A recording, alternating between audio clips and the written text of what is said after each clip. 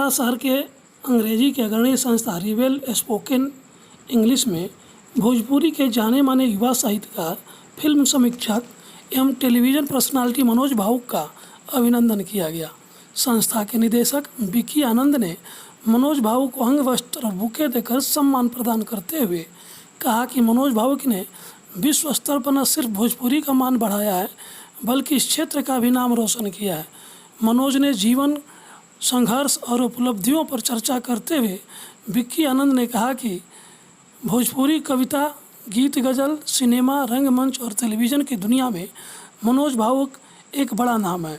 Manoj G network और times now Hindi जैसे संस्थाओं से बतौर लेखक रहे हैं।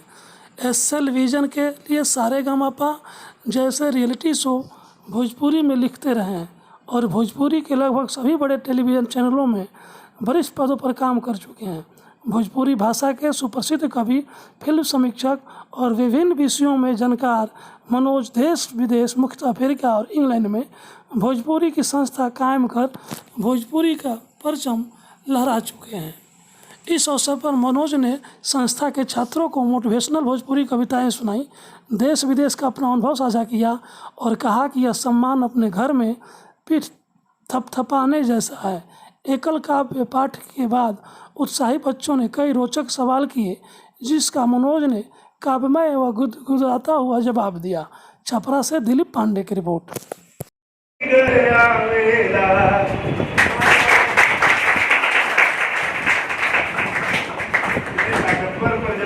तकलीफ आता था उनको कुछ है ही नहीं और आपके काम की सुनिए, कहाँ से सुनिए कि पास रहेला तब तक, पास रहेला तब तक तहरा से भोला रगड़ा झगड़ा। जब दूर हो जाओगे तब याद आएगा। कि पास रहेला तब तक तहरा से भोला रगड़ा झगड़ा। दूर कहीं जाला त काहे तहरे याद सतावेला। मक्का के शेर बोलते हैं, गजल के अंतिम शेर। करिया से गोर हो जाई रौरा जिंदगी में भोर हो जाई। साथ में गा सकते हैं, जो देख रहे हैं उनके वोट थिरक रहे हैं। मन जो करी चांद सूरज, आपके लिए शेर पढ़ रहा हूँ कि चांद सूरज बनाई, चांद सूरज बनाई लइकन के।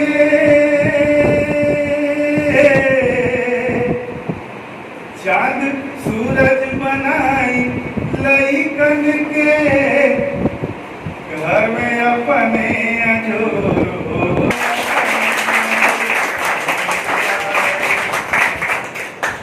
अब दिल वाली बात सुने भाई साहब, बात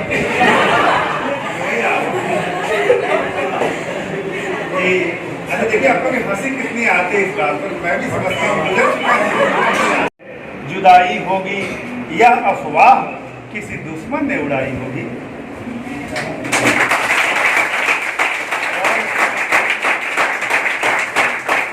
कौन कहता है जुदाई होगी यह अफवाह किसी दुश्मन ने उड़ाई होगी।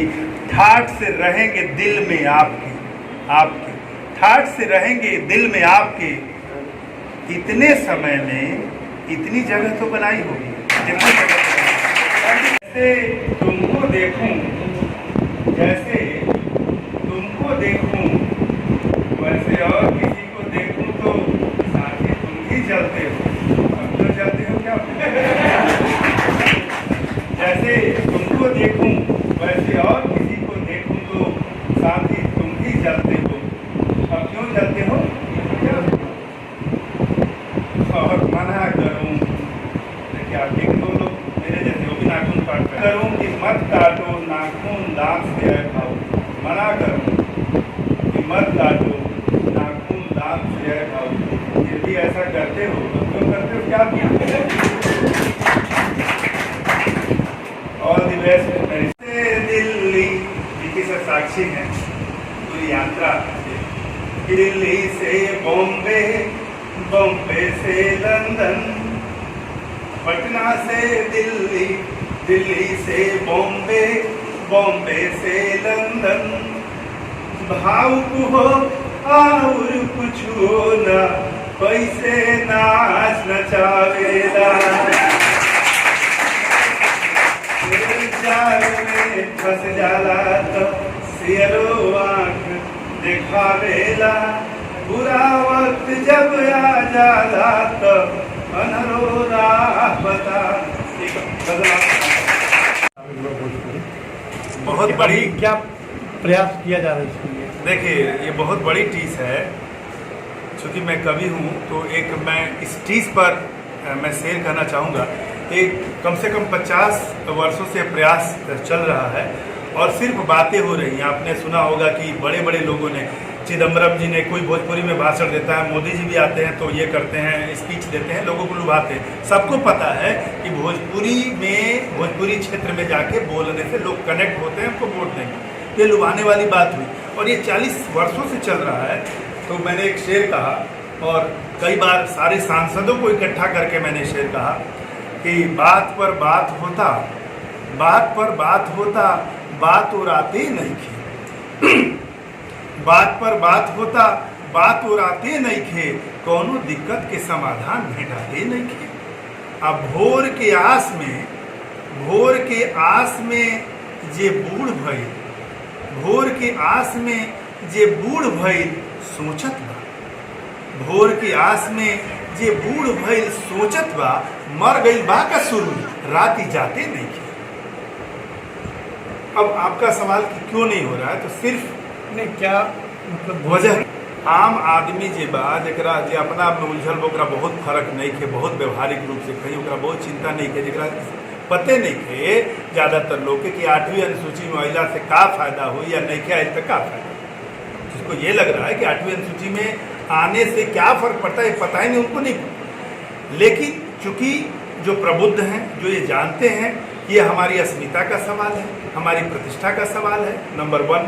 नंबर 2, 8वीं अनुसूची में आने से भोजपुरी पेट से जुड़ जाएगी, रोजी रोजगार से जुड़ जाएगी, तो इसका महत्व बढ़ जाएगा। नंबर 3, जो इसके साहित्यकार हैं, जो कवि हैं, उनको एकेडमिक जो अवार्ड है, जो साहित्य अकादमी का अवार्ड है, तरह तरह के अवार्ड हैं, जो नहीं मिलता है वो उनको मिलने लगेगा, तो उनका लेखन बढ़ेगा, उनको प्रोत्साहन मिलेगा। तो बहुत सारी चीज़ें हैं। जो सरकारी चैनल है उस पर जो है इसकी फिल्मों को स्थान मिलने लगेगा। तो कुल मिला के ये होगा कि हम को जो एक सरकारी अधिकार है वो प्राप्त हो जाएगा, तो हमारी प्रतिष्ठा, हमारी रोजी रोटी, रोजगार में और सम्मान में जो अवार्ड है विभिन्न क्षेत्र में, उसमें हम अवसर मिलेगा।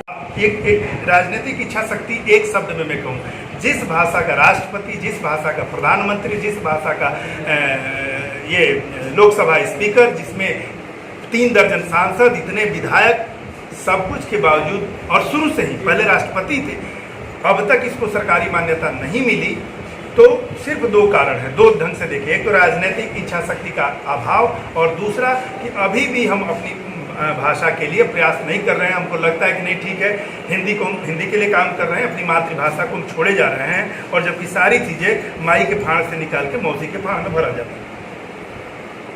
ये राजनीतिक इच्छा शक्ति का अभाव है, और उसके लिए अलग अलग तर्क दिए जाते हैं। तो वो कई देशों में बोली जाती है, तो जो भी भाषा हिंदुस्तान के बाहर दूसरे देशों में बोली जाती है उसको 8वीं अनुसूची में शामिल कर लिया जाए।